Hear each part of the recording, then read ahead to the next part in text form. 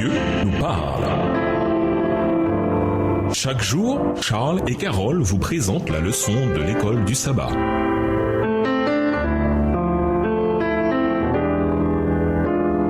Bienvenue dans votre émission Dieu nous parle. Nous avons la leçon de mardi, l'alliance avec Abraham. Je bénirai ceux qui te béniront, je maudirai celui qui te maudira. Toutes les familles de la terre seront bénies en toi. Genèse 12, verset 3, version Colombe. Lisons le texte de Genèse 12 et versets 1 à 3. Faites une liste des choses promises par Dieu à Abraham. Genèse 12 et verset 1 à 3. L'Éternel dit à Abraham, va-t'en de ton pays, de ta patrie et de la maison de ton père dans le pays que je te montrerai. Je ferai de toi une grande nation et je te bénirai, je rendrai ton nom grand et tu seras une source de bénédiction. Je bénirai ceux qui te béniront et je maudirai ceux qui te maudiront et toutes les familles de la terre seront bénies en toi. Notez que Dieu promit notamment ceci à Abraham. Toutes les familles de la terre seront bénies en toi. Genèse 12, verset 3 dans la version Colombe. Quel est le sens de cette promesse? Dans quelle mesure toutes les familles de la terre sont-elles bénies en Abraham? Voir Galates 3, les versets 6 à 9. Peut-on voir dans cette promesse celle de Jésus le Messie? Voir Galates 3, le verset 29. Galates 3, les versets 6 à 9. Comme Abraham crut à Dieu et que cela lui fut imputé à justice, reconnaissez donc que ce sont ceux qui ont la loi qui sont fils d'Abraham. Aussi, l'Écriture, prévoyant que Dieu justifierait les païens par la foi, a d'avance annoncé cette bonne nouvelle à Abraham. Toutes les nations seront bénies en toi, de sorte que ceux qui croient sont bénis avec Abraham le croyant. Galates 3, le verset 29. Et si vous êtes à Christ, vous êtes donc la postérité d'Abraham, héritier selon la promesse. Dans cette première déclaration faite à Abraham, relatée dans la Bible, Dieu promet d'entrer dans une relation étroite et durable avec lui, avant même d'employer un langage relatif à la notion d'alliance. Les références directes à l'alliance que Dieu conclura ensuite apparaissent plus tard. Genèse 15, les versets 4 à 21, Genèse 17, les versets 1 à 14. Pour l'instant, Dieu propose à l'homme de vivre une relation avec lui d'une grande importance. Le futur d'intention, utilisé à plusieurs reprises dans Genèse 12 et versets 1 à 3, évoque la profondeur et la grandeur de la promesse de Dieu. De plus, Abraham reçoit un seul ordre, mais un ordre éprouvant. Va-t'en. Il obéit par la foi.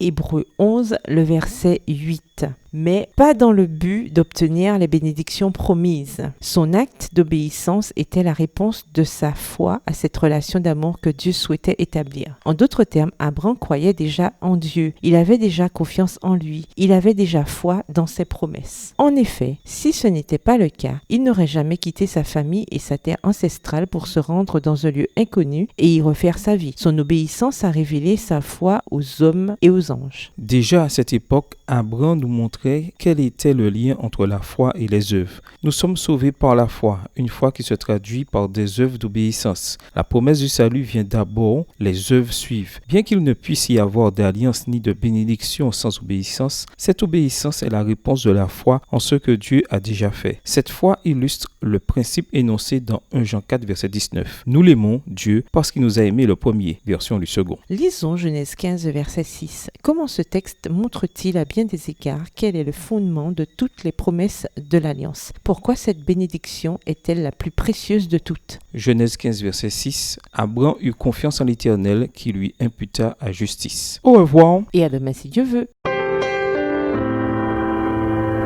Dieu nous parle. Chaque jour, Charles et Carole vous présentent la leçon de l'école du sabbat.